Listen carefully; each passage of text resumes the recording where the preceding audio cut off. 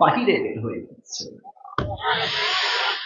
হায় হায় হায়, পুরো নারী বুড়ি যখন বের হয়ে গেছে, ওমর ফারুক চিৎকার দিয়ে বলছেন, কতালানি আল কাল, আমাকে একটা কুকুর হত্যা করেছে, আমাকে বাঁচাও। আর যখন আবু লু'লু'আ আল মাজুসি বের হয়ে গেছে হত্যা করে, হাদিসে আসছে 7 জন সাহাবীকে এমনে এমনে সবগুলোকে ছুরির আঘাত এমনে করেছে, 7 জন সাহাবী জায়গায় স্পট ডেথ, জায়গাতে শেষ। ওমর ফারুক অজ্ঞান হয়ে গেছে, সাহাবা একরাম দৌড় দিয়ে সাইডে নিয়ে আসছে, ইয়া ওমর, ইয়া ওমর, ইয়া ওমর, ইয়া খলিফাতুল মুসলিমিন, আর ইউ ওকে? চুপ, কোনো কথা নাই, অজ্ঞান হয়ে গেছে, কোনো জ্ঞান নাই। সাহাবা একরাম চিৎকার দিয়ে ডাক দিয়ে বল, চাই না তবিব, ডাক্তারগুলো আজকে কোথায়? দৌড় দিয়ে আসো, ওমরকে বাঁচাও, Omar is going to die, maybe very soon, মারা যাবে, বাঁচাও।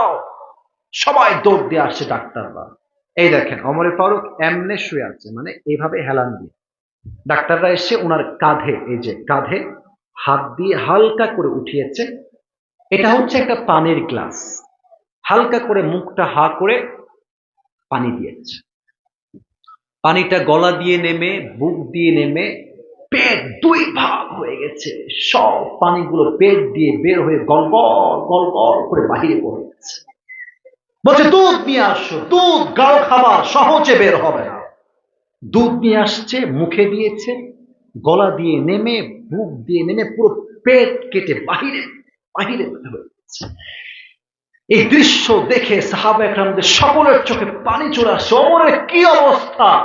এটা কোন ব্যক্তি? জান্নাত মানে সবাই, এটা সেই ব্যক্তি যার শাসনে বাঘ এবং হরিণ একটা ঘাটে পানি পান করেছে। আল্লাহু আকবার!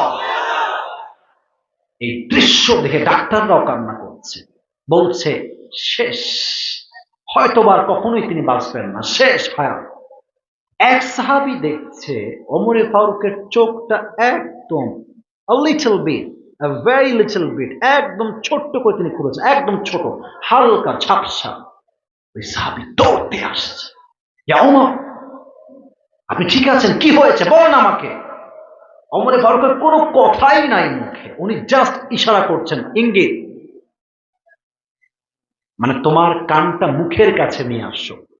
ভাবছে হয়তো সন্তানের কথা বলবে, সম্পত্তির কথা বলবে, বইয়ের কথা জিজ্ঞেস করবে। দৌড় দিয়ে আসছে, কান বাড়িয়ে দিয়েছে। কি ওমর, কি বলবেন বলেন?